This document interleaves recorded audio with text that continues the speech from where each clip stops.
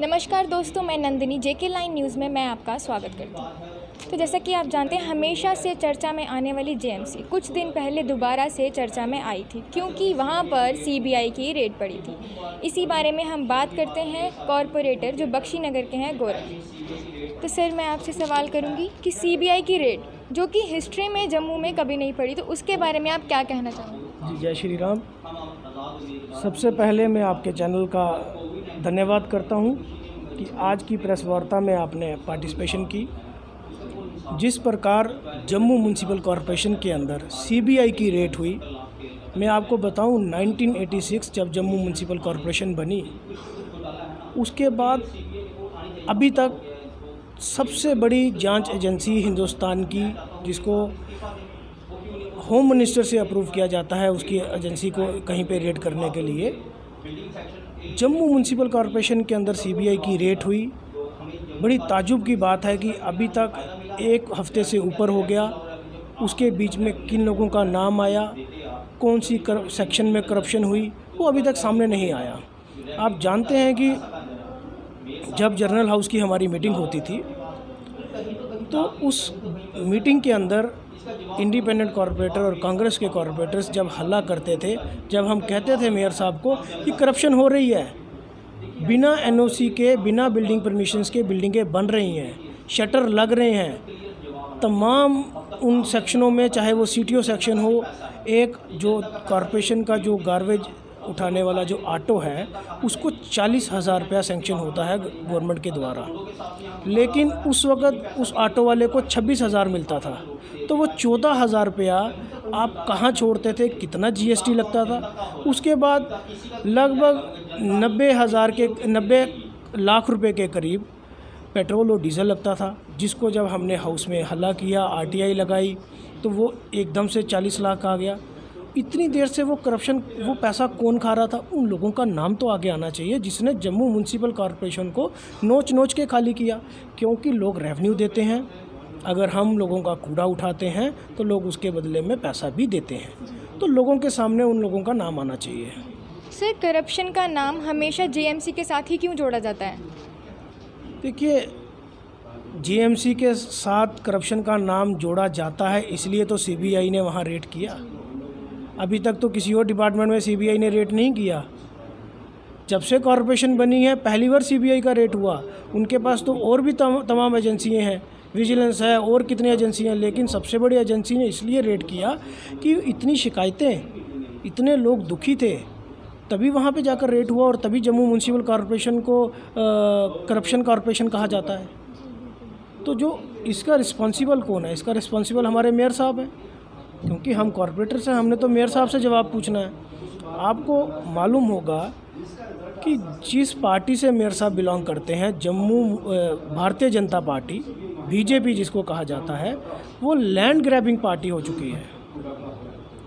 जिस प्रकार इनके पूर्व deputy chief minister Nirmal Singh ji का नाम नगरोटा की लैंड की ग्रैबिंग के मसले में जुड़ा, आप थोड़े दिन पहले सत शर्मा जी का नाम जुड़ा, अब मंदिर के मुद्दे में मेयर साहब का नाम जुड़ा, तो भारतीय जनता पार्टी जो है लैंड ग्रैबिंग पार्टी बन चुकी है। तो जब इनके सदस्य ऐसी बड़ी बड़ी चेयर्स में बैठेंगे तो वहाँ करप्शन ज़रूर होगी। तो कांग्रेस जो है करप्शन फ्री भारत करना चाहती है, और कांग्रेस ही एक अच्छी एडमिनिस्ट्रेशन चला सकती है, क्योंकि कांग्रेस को मालूम है कि देश को कैसे चलाया जाता है। सर, जब जम्मू में 500 और 1000 की तादाद में जब कोविड पेशेंट्स थे, तब सैनिटाइजेशन पे जोर था, जगह जगह पर सैनिटाइजेशन हो रही थी, और अब हज़ारों के भी हिसाब से ज़्यादा हैं। तो अब जो सैनिटाइजेशन है वो देखने को नहीं मिल पा रही है। देखिए, जब मैं समझूंगा कि जम्मू शहर के अंदर जब एक ही केस था, तमाम कॉरपोरेटर्स, चाहे भाजपा के हों, कांग्रेस के हों, इंडिपेंडेंट हों, उस वक्त हमारे दिलो दिमाग में डर भी था और देश के लिए कुछ करने का जज्बा भी था, जो अभी भी है। लेकिन उस वक्त सैनिटाइज हो रहा था। आप देखें, पूरी बरसात ख़त्म हो गई, अभी तक फॉगिंग नहीं हुई मलेरिया के लिए। मच्छर कितना फैल चुका है। कोविड के साथ साथ लोगों को मलेरिया से भी लड़ना पड़ रहा है।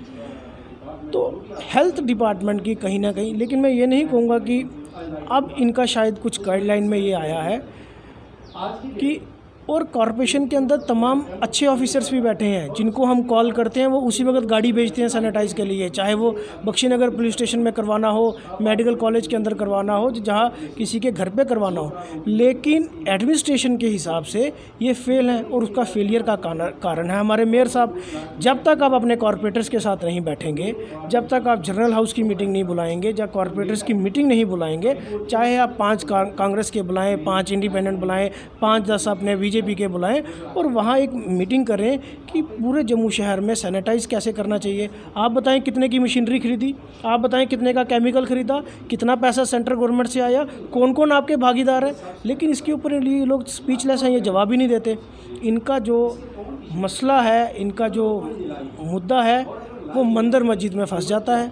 उसके नाम पे, धर्म के नाम पे पॉलिटिक्स करते हैं और धर्म की ही ज़मीन जो है वो बेचने के लिए ये तैयार हुए हैं और उसी के नाम पे पैसा कमाने के लिए ये लोग तैयार हुए हैं। आज जब कांग्रेस पार्टी ने वहाँ अपोजिशन की, वहाँ प्रोटेस्ट किया, धरने दिए, प्रेस कॉन्फ्रेंस की, उसके बाद इनके जो MOS हैं जितेंद्र सिंह जी, उनका भी ट्वीट आया, फिर इनकी सबकी हमारी कमिश्नर ने भी उसके ऊपर लिखा, मेयर साहब ने भी लिखा कि हमारा इस पर कोई लेना देनी। उससे पहले आप सोए थे जो 200 पेजों का टेंडर है उस पर साफ तौर पे जम्मू म्यूनसिपल कॉरपोरेशन का नाम लिखा गया है और JDA का नाम लिखा गया है। तो क्यों वो टेंडर कैसे निकाल दिया गया, कैसे वो टेंडर फ्लोट कर दिया इन्होंने। तो ये लोग करप्ट लोग हैं, ये सत्ता नहीं चला सकते, ये एडमिनिस्ट्रेशन नहीं चला सकते। यही कारण है कि जम्मू म्यूनसिपल का आप देखें, हमारा जो सफाई कर्मचारी है वो 225 रुपये पर डे लेता है। वो सुबह से लेकर शाम तक झाड़ू भी लगाता है। अब जो नाला गैंग है वो 430 रुपये लेता था और उन नाला गैंग में 200 लेबर है नाला गैंग की। वो कहाँ होती थी हमें नहीं मालूम। अगर वो होती थी तो पिछले दिनों जब बरसातें आई तो हमारे नाले फुल नहीं होते, लोगों के घर में पानी नहीं जाता। तो ये करप्शन ही है ना। एक स्किल और नॉन स्किल जो बच्चे हैं उनके अंदर भी आपने भेदभाव कर दिया। तो कहीं ना कहीं तो किसी को तो पूछने की ज़रूरत पड़ेगी, क्योंकि हम लोगों का पैसा है, हम लोगों को जवाबदेही देनी पड़ती है और लोगों का पैसा है, लोग रेवेन्यू देते हैं कॉरपोरेशन को। तो इसके ऊपर किसी को तो पहल करनी पड़ेगी। जैसा कि आपने सुना, गौरव चोपड़ा का भारतीय जनता पार्टी पर एक बहुत बड़ा आरोप है कि भारतीय जनता पार्टी जो है वो किसी भी एडमिनिस्ट्रेशन को अब तक संभालने में बिल्कुल नाकाम रही। और इनका ये भी कहना है कि सैनिटाइजेशन की बात तो आप छोड़ ही दीजिए, जो बरसातों के बाद मलेरिया फॉगिंग कराई जाती है वो भी अभी तक जो है नहीं कराई गई है। इसी के साथ भारतीय जनता पार्टी जो है मंदिरों और मस्जिदों पर सियासत करने के लिए ही यहाँ पर आई है, ऐसा इनका यहाँ पर कहना है। अब देखते हैं कि बीजेपी अपनी छवि जो है वो कितनी जल्दी सुधार में लाती है। इसी के साथ नंदिनी को दीजिए इजाज़त और देखते रहिए JK लाइन न्यूज़।